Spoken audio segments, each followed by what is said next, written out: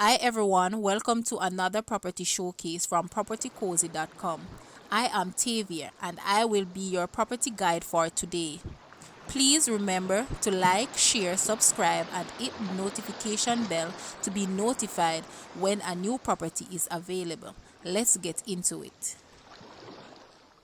For sale is this two-family residence with a self-contained flat that sits on 10,173 square feet corner lot. The large side of this house was recently renovated and consists of 3 bedrooms, 2 bathrooms, living, dining, kitchen and washroom. The small side consists of 3 bedrooms, 1 bathroom, living room, kitchen, and a patio.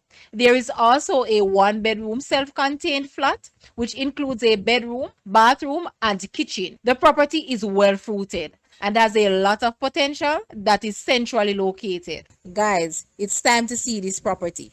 Please watch the entire video for more details at the end.